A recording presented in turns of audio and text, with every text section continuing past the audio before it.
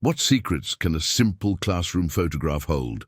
Sometimes, the most ordinary images contain the most extraordinary stories.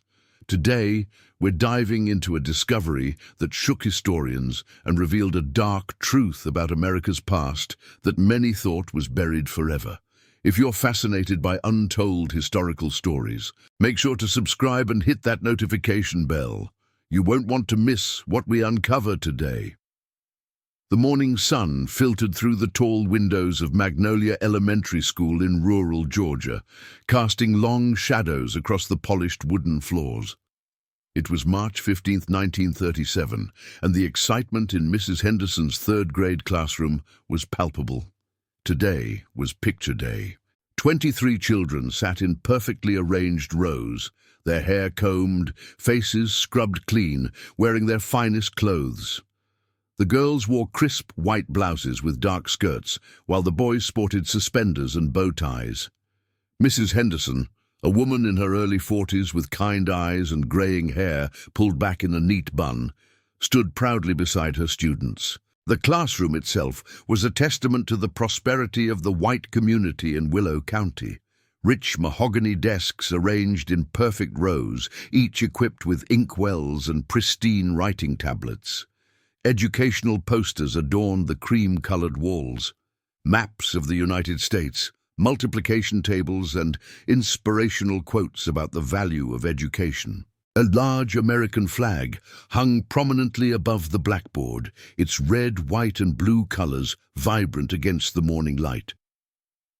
"Now, children, remember to smile," called out Mr. Jameson, the traveling photographer who visited the school twice a year. His large camera sat mounted on a wooden tripod, a mysterious black box that would capture this moment forever. Mr. Jameson was a thin man in his 50s, with wire-rimmed spectacles and hands stained permanently black from years of developing photographs in dark rooms across rural Georgia. The children fidgeted with anticipation. Little Mary Sue Patterson smoothed her blonde curls and adjusted her white ribbon. Bobby Thompson straightened his bow tie for the third time, while his twin brother Billy tried to suppress a mischievous grin. These were the children of Willow County's elite, the banker's daughter, the mayor's sons, the doctor's twins, and the children of successful farmers and business owners. But in the back right corner of the classroom, partially hidden behind the other children, stood a boy who was different from the rest. Thomas Washington, aged 9, was the only black child in the room. His presence there was nothing short of revolutionary for 1937 Georgia, where segregation laws still ruled with an iron fist. Thomas wore a clean but obviously mended shirt, carefully pressed by his mother's loving hands. His dark eyes held a mixture of pride and wariness, pride in being there, in being part of something he had dreamed of his entire short life, and wariness born from months of hostile stares and whispered threats. Around his neck, barely visible above his collar, was the edge of something that would remain hidden from most observers for decades to come, a jagged scar that told a story of unimaginable cruelty. The scar ran from just below his left ear down to his collarbone, a raised, irregular line of flesh that had healed poorly. It was the kind of mark that spoke of deliberate violence, of hot metal pressed against tender skin, of a child's screams echoing through a Georgia night. Thomas had learned to position his collar carefully, to angle his head just so, to make himself as invisible as possible, while still claiming his right to be there. "Everyone ready?" Mr. Jameson called out, his head disappearing beneath the black cloth that covered his camera. "On the count of 3, 1, 2...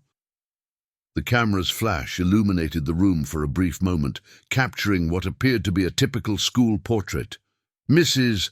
Henderson smiled with satisfaction, believing she had documented another successful year with her students. None of them could have imagined that this single photograph would become one of the most important historical documents of the Jim Crow era. As the bright light faded, leaving spots dancing in their vision, the children began to relax. Some giggled, Others rubbed their eyes, and a few immediately began asking when they would see the finished photograph. "The pictures will be ready in 2 weeks," Mr. Jameson announced as he began packing his equipment. "Mrs. Henderson will distribute them to your families." As the children dispersed for recess, Thomas lingered behind, carefully adjusting his collar to ensure the scar remained hidden. The routine had become second nature to him, a constant vigilance that no 9-year-old should have to maintain. Mrs. Henderson approached him gently, her footsteps soft on the wooden floor. Elizabeth Henderson was a woman who had dedicated her life to education, believing deeply that knowledge was the great equalizer. She had grown up in a progressive household in Atlanta, where her father had been a minister who preached about the equality of all God's children. When she moved to rural Georgia to teach, she had been shocked by the depth of racial hatred she encountered. "Thomas, you did wonderfully today," she whispered, placing a protective hand on his shoulder. "Your mother would be so proud." The boy nodded silently, but his eyes reflected a pain far too deep for someone so young. Through the windows, they could hear the sounds of children playing in the schoolyard, laughter, shouts of joy, the thud of a ball being kicked. But Thomas knew he would spend recess alone, as he always did. The other children had been instructed by their parents to keep their distance, and even those who might have been naturally inclined toward friendship were too afraid to defy their families' expectations. "Miss Henderson," Thomas said quietly, his voice barely above a whisper. "Do you think the other children will ever want to be my friends?" Elizabeth's heart clenched at the question. She knelt down to his level, looking into his intelligent, hopeful eyes. "Thomas, friendship isn't about the color of someone's skin.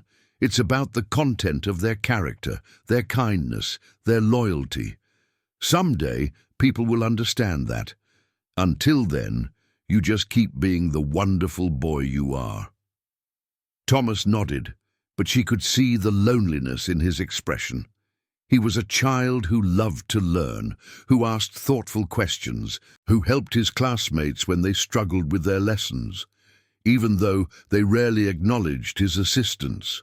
He was everything a teacher could want in a student, yet he was treated as an unwelcome intruder in his own education. As Thomas walked toward the door to spend another solitary recess, Elizabeth watched him go with a mixture of admiration and heartbreak. She thought about the conversation she'd had with the school board just 3 months earlier, when she'd first proposed allowing Thomas to attend her class. "Absolutely not," Superintendent Morrison had declared, his face red with indignation.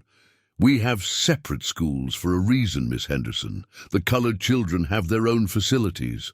Elizabeth had seen those facilities, a one-room shack with a leaking roof, no proper desks, and textbooks that were decades out of date. The colored school was taught by an elderly woman who had never received formal training and who struggled to manage children ranging in age from 6 to 16. "Thomas Washington is exceptionally bright," Elizabeth had argued. "He's already reading at a level far beyond his peers. He deserves better." "What he deserves," Morrison had replied coldly, "is to know his place, and his place is not in a classroom with white children." But Elizabeth had persisted, eventually wearing down the board's resistance through a combination of persuasion, stubbornness, and carefully veiled threats to contact the state education department about the deplorable conditions at the colored school. In the end, they had agreed to a trial period. Thomas could attend classes, but only if he remained inconspicuous and caused no disruption. Now, watching Thomas walk alone toward the playground, Elizabeth wondered if she had done him a favor or simply made his life more difficult. The other children ignored him at best and were actively hostile at worst. Their parents had made their feelings clear through cold stares and whispered conversations that stopped abruptly when she approached. What none of them knew was that this photograph would disappear into the school's archives, forgotten for over 50 years, carrying with it secrets that would challenge everything historians thought they knew about education during the segregation era. Outside, Thomas found his usual spot under the large oak tree at the edge of the playground. He pulled out a small notebook and pencil, gifts from Mrs. Henderson, and began working on the arithmetic problem she had given him. The numbers provided a refuge from the loneliness, a world where logic and reason prevailed over prejudice and hatred. From across the playground, he could hear the other children playing. Mary Sue and her friends were jumping rope, their voices rising in a familiar chant. The boys were playing marbles, their competitive shouts echoing across the yard. Thomas watched them with a mixture of longing and resignation. He had tried to join their games in his first weeks at the school, but the cold rejection had been swift and absolute. "My daddy says I can't play with you," Bobby Thompson had told him bluntly. "He says colored boys carry diseases." The memory still stung, but Thomas had learned to find solace in his studies. Mrs. Henderson had been lending him books from her personal collection, stories of adventure and discovery that transported him far from the harsh realities of 1937 Georgia. He dreamed of becoming a teacher himself someday, of helping other children discover the joy of learning. As the recess bell rang and the children began filing back into the classroom, Thomas carefully put away his notebook and followed at a distance. He had learned to time his movements to avoid the crush of bodies, to slip into his seat without drawing attention to himself. The afternoon lessons passed quietly. Mrs. Henderson taught them about the American Revolution, about brave men who had fought for freedom and equality. Thomas listened intently, wondering if those ideals would ever apply to someone like him. When she asked questions, he knew the answers but rarely raised his hand, having learned that his participation often led to uncomfortable silences and resentful stares from his classmates. As the school day ended and the children gathered their belongings, Thomas waited until the classroom was nearly empty before approaching Mrs. Henderson's desk. "Miss Henderson," he said quietly, "thank you for letting me be in the picture today." Elizabeth looked up from her lesson plans, her heart breaking at the gratitude in his voice.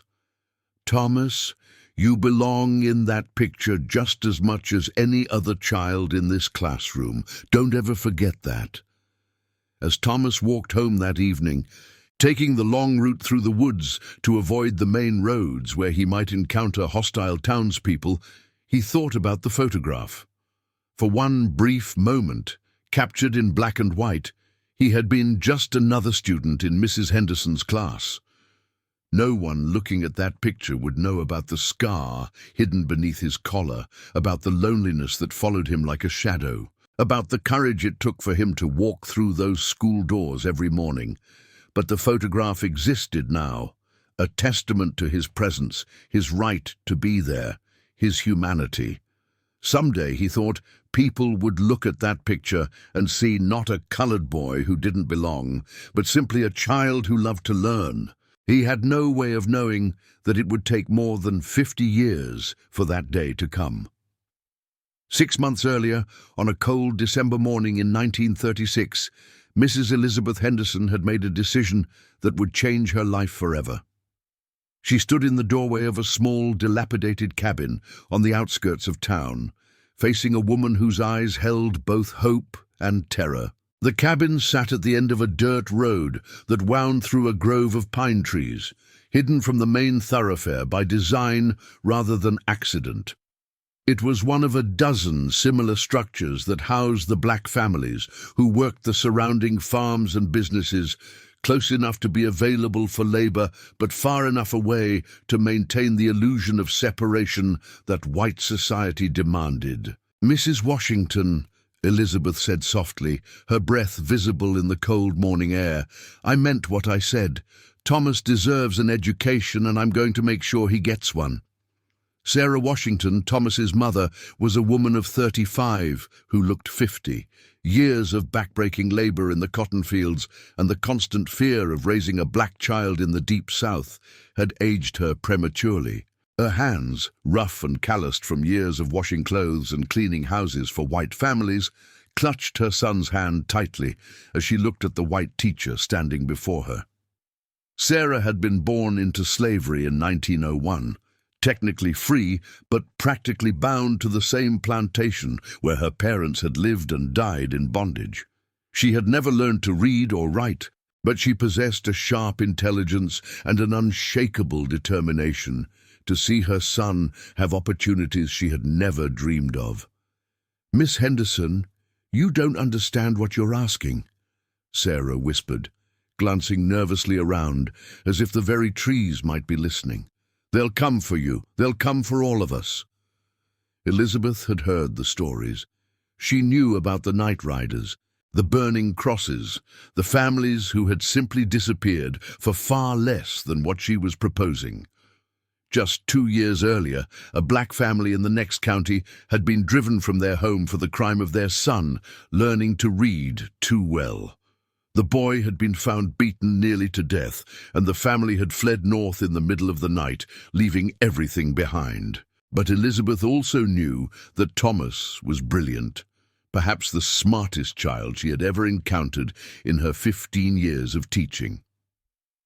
She had first met him 6 months earlier, when she was visiting the colored section of town to deliver supplies to the segregated school. The colored school was a heartbreaking sight, a one-room shack with gaps between the boards that let in wind and rain. The roof leaked in 3 places, and there were no proper desks, just rough wooden benches that the older boys had built from scrap lumber. The textbooks, when there were any, were cast-offs from the white school, often missing pages and held together with string. Thomas had been sitting outside the building that day, teaching himself to read from a torn Bible, his finger carefully tracing each word. The sight of this small boy, so hungry for knowledge that he would sit in the cold rather than miss a chance to learn, had stopped Elizabeth in her tracks. "What are you reading?" she had asked, approaching him carefully. Thomas had looked up with startled eyes, clearly surprised to see a white woman speaking to him directly. "The story of Moses, ma'am," he had replied without looking away from the page. "Mama says he led his people out of slavery. I want to read about brave people." That simple statement had changed everything for Elizabeth. She began visiting Thomas regularly, bringing him books and teaching him in secret. Their lessons took place in the woods behind his cabin, where they were unlikely to be seen by anyone who might report their activities. Thomas's hunger for knowledge was extraordinary. He absorbed everything she taught him like a sponge. Within weeks, he was reading at a level far beyond his age. His mathematical abilities were equally impressive, and his questions about history and science showed a depth of thinking that amazed her. But Elizabeth wanted more for him. She wanted him to have the same opportunities as her white students, to be challenged and encouraged in ways that the inadequate colored school could never provide. So she made her proposal to Sarah Washington. Thomas would attend her school, disguised as much as possible, sitting in the back where he would be less noticeable. "The school board doesn't need to know immediately," Elizabeth had explained during their first conversation about the plan. "I'll handle any questions that arise. Thomas is light-skinned enough that from a distance some might not immediately notice, and he's so well-behaved and quiet that he won't draw attention to himself."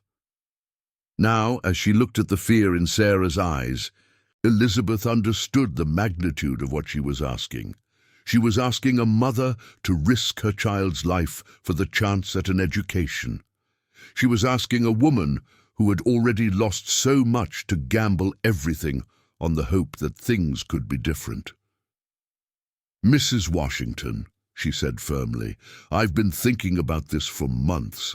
I have a plan. Thomas will come to school early, before the other children arrive. He'll sit in the back corner, away from the windows where people passing by might see him. If anyone asks, I'll say he's helping me with cleaning duties." Sarah's grip on Thomas's hand tightened. She looked down at her son, seeing the hope shining in his young eyes. Thomas had been begging her to let him attend the white school ever since Miss Henderson had started teaching him. He understood the risks better than most children his age, but his desire for learning outweighed his fear. "And what about the scar?" Sarah asked, her voice barely audible. Elizabeth's heart clenched as she looked at the mark that ran from Thomas's neck down beneath his shirt, a reminder of the brutality that had been inflicted on this innocent child. She had never asked about its origin, but she could guess. The scar was too precise, too deliberate to be accidental. The truth was even worse than Elizabeth imagined. The scar had been inflicted 2 years earlier by Marcus Whitfield Jr., the son of Thomas's former master. Marcus Jr. had found 6-year-old Thomas reading a discarded newspaper behind the big house and had flown into a rage. "Niggers ain't supposed to read," he had screamed, grabbing a branding iron from the nearby barn. "I'll teach you your place." The attack had been swift and vicious. Sarah had found her son hours later, unconscious and bleeding, the smell of burned flesh still hanging in the air. She had nursed him back to health in secret, terrified that seeking medical attention would only bring more violence. "We'll make sure it's covered," Elizabeth said gently, unaware of the full horror behind the mark. "High collars, scarves when necessary, no one will see it." Thomas, who had been silent throughout the conversation, finally spoke. His voice was small but determined. "I want to learn, Mama. I want to go to school like the other children. I want to be somebody." The determination in his young voice broke Sarah's heart and strengthened her resolve simultaneously. She looked at Elizabeth Henderson, this white woman who was willing to risk everything for her son, and made a decision that would haunt her dreams for years to come. "All right," she whispered. "But if anything happens to him—" "Nothing will happen," Elizabeth assured her, though they both knew she couldn't guarantee that. "I'll protect him with my life if necessary." As Elizabeth walked back to her car that evening, she didn't notice the figure watching from behind a tree across the road. Jeremiah Cobb, a local farmer and known member of the Ku Klux Klan, had been suspicious of the school teacher's frequent visits to the colored section of town. Word of her activities had already begun to spread among certain circles, and there were those who were very interested in what the school teacher was up to. Cobb waited until Elizabeth's car disappeared down the road before emerging from his hiding place. He had heard enough of the conversation to understand what was being planned, and he knew that certain people in town would be very interested in this information. That night, as Elizabeth lay in her small apartment above the general store, she stared at the ceiling and wondered if she was making a terrible mistake. She thought about her comfortable life, her respected position in the community, the security she was about to risk for the sake of one small boy's education. But then she thought about Thomas's eager face when he learned something new, about his dreams of becoming a teacher himself someday, about the injustice of a system that would deny a brilliant child the chance to reach his potential simply because of the color of his skin. Elizabeth Henderson made her decision. The next morning, she would begin the most dangerous and important work of her life. Meanwhile, across town, Jeremiah Cobb was making plans of his own. He had calls to make, meetings to arrange. The white community of Willow County would not stand for this violation of the natural order, and they would make sure that both the uppity school teacher and the Negro boy learned their proper places. The stage was set for a confrontation that would test the courage of everyone involved and leave scars that would last for generations. The first few weeks of Thomas's attendance at Magnolia Elementary passed with deceptive calm. He arrived each morning before dawn, slipping through the back door that Mrs. Henderson left unlocked for him. The ritual had become sacred to both of them. Thomas would help her prepare the classroom, arranging papers and cleaning the blackboard, while Elizabeth reviewed the day's lessons and prepared special assignments that would challenge his exceptional mind. Thomas was a model student, quiet, attentive, and eager to learn. He absorbed every lesson with an intensity that amazed Elizabeth. While the other children struggled with basic arithmetic, Thomas was already working through algebraic concepts that she taught him privately. His reading level was years ahead of his peers, and his essays showed a sophistication of thought that would have been impressive in a high school student. During recess, while the other children played outside, he would remain in the classroom, reading or practicing his penmanship. Elizabeth had created a small library corner just for him, filled with books that she purchased with her own money or borrowed from the county library. Thomas devoured everything: adventure stories, biographies of great Americans, scientific texts that explained how the world worked. "Miss Henderson," he said one afternoon, as he worked through a particularly challenging mathematics problem, "why do some people think that colored folks can't learn as well as white folks?" Elizabeth paused in her grading, considering how to answer such a profound question from a 9-year-old. "Thomas, some people are afraid of what they don't understand. They've been taught that differences in skin color mean differences in ability, but you and I both know that's not true. Your mind is just as capable as any child's in this classroom." Thomas nodded thoughtfully. "Mama says that fear makes people do terrible things. She says that's why we have to be extra careful, extra good, so they can't find any reason to hurt us." The wisdom in his words broke Elizabeth's heart. No child should have to live with such awareness of danger, such careful calculation of every action and word. But secrets have a way of revealing themselves, especially in small towns where everyone knows everyone else's business. The careful balance that Elizabeth and Thomas had maintained was about to be shattered by the curiosity of a child and the hatred of adults who saw integration as a threat to their way of life. It was a Tuesday morning in February when everything changed. Thomas had been attending school for nearly 2 months when Billy Crawford, the son of the town's most prominent businessman, noticed something unusual during arithmetic lesson. Billy was a spoiled child, accustomed to being the center of attention and resentful of anyone who might challenge his position. He had noticed that Mrs. Henderson sometimes seemed to pay special attention to the quiet boy in the back corner, and his curiosity had been growing for weeks. "Mrs. Henderson," Billy called out suddenly, his voice cutting through the quiet concentration of the classroom. "Why is that colored boy sitting in our classroom?" The room fell silent, as if a bomb had exploded. 22 pairs of white eyes turned to stare at Thomas, who seemed to shrink into his chair. Elizabeth felt her heart stop, but she forced herself to remain calm, her years of teaching experience helping her maintain composure in the face of crisis.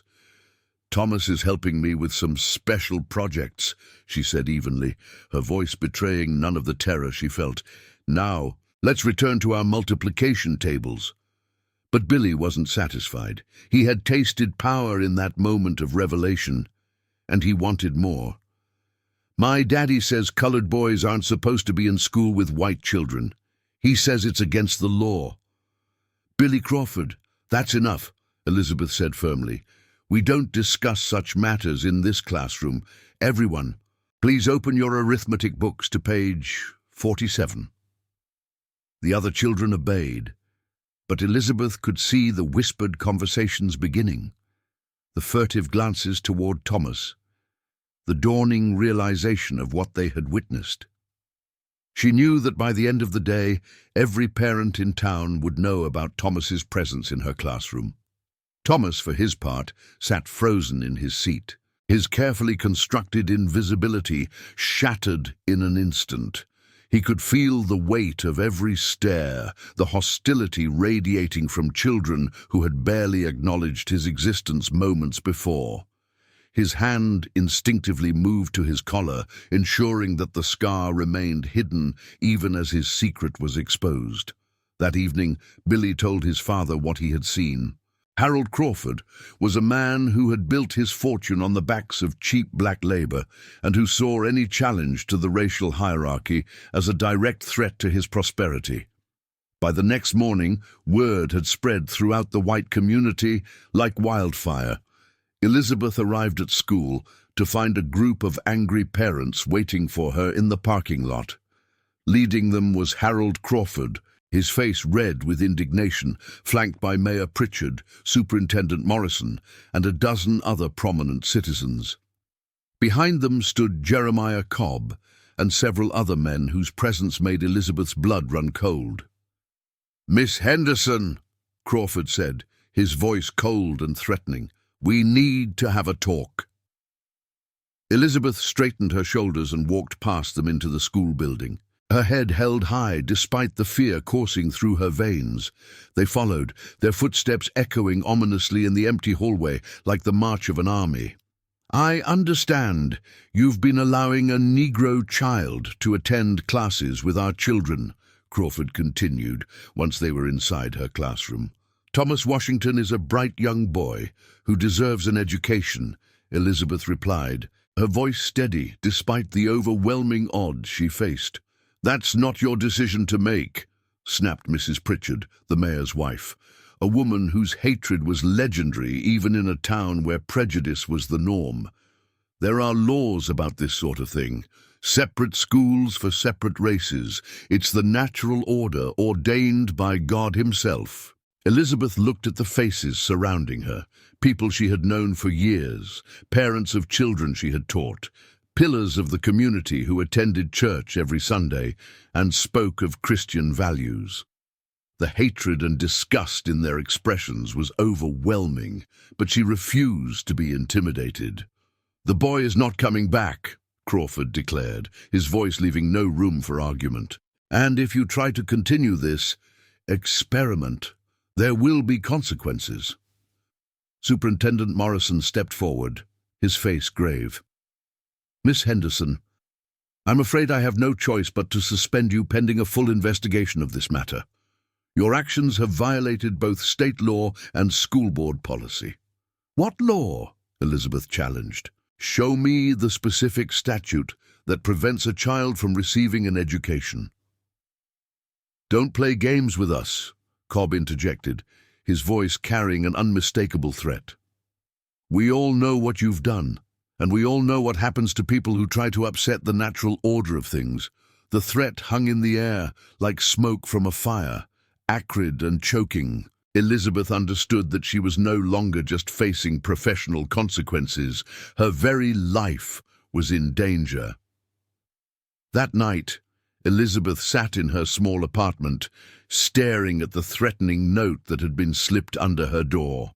The message was written in crude block letters. "Stop teaching the nigger boy or face the consequences. This is your only warning." She thought about Thomas, about his eager face when he learned something new, about his dreams of becoming a teacher himself someday. She thought about Sarah Washington's terrified eyes and the scar that marked her son as a victim of a system that saw him as less than human. Elizabeth Henderson made her decision. The next morning, despite her suspension, she unlocked the back door as usual and waited for Thomas to arrive. When he slipped into the classroom, she could see that he had heard about the confrontation. His eyes were red-rimmed from crying, and his small shoulders carried a weight no child should bear. "Are you going to send me away?" he asked quietly, his voice barely above a whisper. Elizabeth knelt down to his level and looked him straight in the eyes. "Thomas, some people in this world will try to tell you that you don't belong, that you're not good enough, that you don't deserve the same chances as everyone else. But I want you to remember something. They're wrong. You belong here just as much as any other child, and I'm not going to let anyone tell us otherwise." Thomas nodded, but she could see the fear in his young face. They both knew that continuing would put them all in danger, but they also knew that some things were worth fighting for. For 3 more weeks, Thomas continued to attend school in secret. Elizabeth taught him with even greater intensity, as if she sensed that their time was running out. She was right. The end came on a Thursday evening in March. Elizabeth was walking home from school when she was surrounded by a group of hooded men. She never saw their faces, but she recognized some of their voices. Men she had known her entire life, men who sat in church pews on Sunday mornings and spoke of love and forgiveness. "This is your final warning," one of them said, his voice muffled by the white hood but still familiar. "The boy stops coming to school, or you'll both regret it. We know where you live, where you work, where you shop. We know where the boy lives too. End this now, or we'll end it for you." One of the men stepped closer, and Elizabeth could smell whiskey on his breath. "You think you're better than us, don't you? Think you can come into our town and change things that have been the same for generations? Well, you're wrong. And if you don't stop this foolishness, we'll show you just how wrong you are." They left her standing alone in the darkness, shaking with fear and rage. Elizabeth knew that the threat was real. These men had killed before, and they wouldn't hesitate to kill again. The next morning, Elizabeth found Thomas waiting by the back door as usual, but this time she couldn't let him in. With tears streaming down her face, she explained that it was no longer safe. "I'm sorry, Thomas," she whispered, her voice breaking. "I'm so very sorry. I failed you." Thomas looked at her with eyes that held far too much understanding for a 9-year-old. "You didn't fail me, Miss Henderson. You gave me something nobody can ever take away. You showed me that I'm worth fighting for." As she watched him walk away, Elizabeth Henderson felt as though her heart was breaking. She had failed him, failed herself, and failed everything she believed in. But the story wasn't over yet. In fact, it was just beginning. 52 years later, in the summer of 1989, renovation work began on the old Magnolia Elementary School building. The structure had been abandoned for over a decade, its windows boarded up, its paint peeling, weeds growing through cracks in the foundation. The county had finally decided to convert it into a historical museum, a monument to the educational heritage of Willow County. Dr. Margaret Foster, a historian from the University of Georgia specializing in Southern education during the Jim Crow era, was leading the effort to catalog and preserve the school's archives. Margaret was a woman in her 40s, with graying hair and intense brown eyes behind wire-rimmed glasses. She had grown up in the North, but had dedicated her career to understanding the complexities of Southern history, particularly the untold stories of those who had fought against segregation. She had spent weeks sorting through boxes of old records, photographs, and documents that had been stored in the school's basement for decades. Most of it was routine: attendance records, budget reports, curriculum guides. But Margaret had learned that the most important historical discoveries often came from the most mundane sources.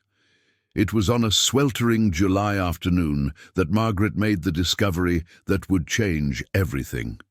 She was working in what had once been Mrs. Henderson's classroom, carefully cataloguing the contents of an old filing cabinet, when she noticed that one of the drawers seemed shorter than the others.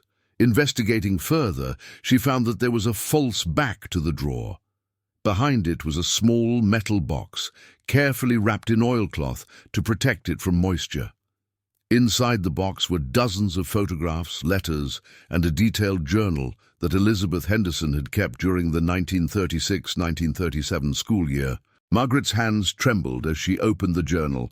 The first entry was dated September 15, 1936.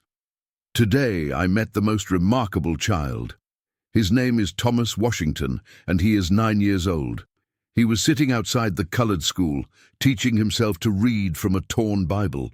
When I asked him what he was reading, he told me about Moses leading his people out of slavery. This child has a hunger for knowledge that I have rarely seen, and it breaks my heart to think of the limited opportunities available to him. I have decided to do something about it." The journal told the complete story of Thomas Washington's brief time at the school. Elizabeth had documented everything: her first meeting with Thomas, her decision to teach him privately, her growing determination to give him access to a real education, the threats she received, and the heartbreaking end to their arrangement. But it was the photograph that truly captured Margaret's attention. The class picture from March 15th, 1937, showed Thomas clearly visible in the back corner, and there, barely noticeable above his collar, was the edge of a scar. Elizabeth's journal contained a separate entry about that scar, written in her careful handwriting and dated February 3rd, 1937. "Thomas bears a mark that shames us all. His mother finally told me how he received it, punishment from Marcus Whitfield, Jr., the son of his former master, who branded him with a hot iron for the crime of learning to read. The boy was only 6 years old when this happened in 1934, nearly 70 years after emancipation. That such brutality could still occur in our supposedly civilized society is a testament to how little has truly changed. I pray that someday someone will see this photograph and remember that behind every statistic, every law, every injustice, there are real children with real dreams, real pain, and real courage." Margaret's hands trembled as she read those words. She immediately began researching Thomas Washington's fate, determined to learn what had happened to the brave little boy in the photograph. What she discovered was both heartbreaking and inspiring. After being forced to leave Magnolia Elementary, Thomas had continued his education in secret with Elizabeth Henderson, who met him in the woods behind the school every Saturday for 2 years. When Elizabeth was eventually forced to leave town due to continued threats, she had used her own savings to arrange for Thomas to be sent north to live with relatives in Philadelphia.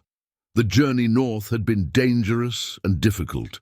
Sarah Washington had been forced to leave her job and her home, traveling with Thomas on a series of buses and trains, always fearful that they would be discovered and sent back. Elizabeth had provided them with money and contacts, a network of sympathetic individuals who helped black families escape the worst of Southern oppression. Thomas Washington had gone on to become one of the first black teachers in Pennsylvania, dedicating his life to education and civil rights. He had earned a college degree despite enormous obstacles, served in World War II as one of the Tuskegee Airmen, and returned to civilian life determined to ensure that other children would have the opportunities he had been denied. He had married a fellow teacher named Dorothy, and together they had raised 4 children, all of whom had gone on to successful careers in education, medicine, and law. Thomas had died in 1985, just 4 years before his story was rediscovered, but not before establishing a scholarship fund for underprivileged children of all races. Margaret's research also revealed the fate of Elizabeth Henderson. After leaving Georgia, she had moved to Chicago, where she continued teaching until her retirement in 1965. She had never married, dedicating her life entirely to education and civil rights activism. She had participated in the Freedom Rides, marched with Dr. King in Washington, and spent her retirement years tutoring disadvantaged children. Elizabeth had died in 1978, taking most of her secrets with her. But she had left behind a legacy of courage and compassion that had touched hundreds of lives. The discovery of the hidden archive made national news. The photograph of Thomas Washington became an iconic image, studied in history classes across the country as evidence of both the cruelty of segregation and the courage of those who fought against it. But perhaps the most powerful discovery was a letter that Elizabeth had written but never sent, addressed to Thomas and dated March 20th, 1937, just days before she was forced to leave Georgia. "My dear Thomas, I want you to know that teaching you was the greatest privilege of my career. You reminded me why I became a teacher in the first place, not to fill young minds with facts and figures, but to nurture the spark of curiosity and hope that lives within every child. The scar you bear is not a mark of shame, but a testament to your strength and your refusal to be broken by hatred. I pray that someday the world will be ready for children like you, brilliant, brave, and beautiful in every way that matters. Until that day comes, never stop learning, never stop dreaming, and never forget that you are worthy of every opportunity this world has to offer. You have already changed my life in ways you cannot imagine. Someday, I believe you will change the world. Margaret's discovery led to a broader investigation into the hidden history of integration efforts in the South. She found evidence of dozens of similar cases, brave teachers and determined families who had risked everything to challenge the system of segregation, often years before the more famous cases that made headlines. The story of Thomas Washington and Elizabeth Henderson became the centerpiece of Margaret's doctoral dissertation and later a best-selling book titled The Hidden Pioneers: Untold Stories of Early Integration in the American South. The book won several prestigious awards and helped to reshape understanding of the civil rights movement. Today, the photograph hangs in the Smithsonian Museum of African American History and Culture in Washington, D.C. Visitors from around the world come to see the image of the little boy with the hidden scar, the teacher who risked everything to educate him, and the classmates who never knew they were witnessing history. The old Magnolia Elementary School building now serves as a museum dedicated to the untold stories of the Jim Crow era. The Elizabeth Henderson Memorial Library occupies the space where her classroom once stood, and a bronze statue of a young boy reading a book stands in the courtyard where Thomas once spent his lonely recesses. A bronze plaque by the entrance bears Thomas Washington's words, spoken during a 1975 interview when he was asked about his time in Georgia. Mrs. Henderson taught me that education is not a privilege to be granted by others, but a right to be claimed by all. The scar I carry reminds me of how far we've come, but also of how far we still have to go. Every child deserves a teacher who believes in them, regardless of the color of their skin or the circumstances of their birth. Every child deserves to see their potential reflected in someone else's eyes. That's what Mrs. Henderson gave me, and that's what I tried to give to every student I ever taught. The museum also tells the stories of the other people involved in this drama. Harold Crawford's business empire eventually collapsed, and he died bankrupt and alone in 1963. His son Billy, the boy who had exposed Thomas's presence in the classroom, grew up to become a civil rights lawyer, dedicating his life to fighting the very system his father had defended. Jeremiah Cobb, the Klan member who had threatened Elizabeth, was eventually convicted of murder in an unrelated case and died in prison in 1954. His children and grandchildren have since become advocates for racial reconciliation. Sarah Washington lived to see her son's success, dying peacefully in Philadelphia in 1967 at the age of 66. She never returned to Georgia, but she kept the letters that Elizabeth Henderson had written to her son, treasuring them as proof that not all white people were enemies. The story of Thomas Washington and Elizabeth Henderson serves as a powerful reminder that even in the darkest times, there are those willing to stand up for what is right. Their courage, preserved in a simple school photograph, continues to inspire new generations of educators and students who refuse to accept that any child is less deserving of hope, opportunity, and love. In 2019, the state of Georgia officially pardoned Elizabeth Henderson for her crimes against segregation laws, acknowledging her as a pioneer in the fight for educational equality. The ceremony was attended by Thomas Washington's surviving children and grandchildren, who spoke eloquently about the debt their family owed to a brave teacher who had seen their father's potential when the rest of the world saw only the color of his skin. The photograph that started it all continues to speak to new generations, a silent testament to the power of education, the courage of conviction, and the unbreakable human spirit that refuses to accept injustice as inevitable. As Margaret Foster wrote in the conclusion of her book, history is not just the story of great leaders and famous events. It is also the story of ordinary people who make extraordinary choices, of teachers who risk everything for their students, of children who refuse to let hatred define their futures. Thomas Washington and Elizabeth Henderson remind us that the most important battles for justice are often fought in the smallest arenas. In classrooms and communities, in the daily choices we make about how to treat one another. Their story is not just about the past. It is a blueprint for the future we can build if we have the courage to see every child as worthy of our best efforts. The legacy lives on. One student, one teacher, one act of courage at a time. This incredible story shows us that sometimes the most powerful acts of resistance happen quietly in small classrooms and hidden moments of courage. What other untold stories are waiting to be discovered in old photographs and forgotten archives? If this story moved you as much as it moved us, please subscribe to our channel and share this video with others. History has so many hidden truths waiting to be uncovered, and together we can make sure these important stories are never forgotten again. What historical mystery would you like us to investigate next? Let us know in the comments below.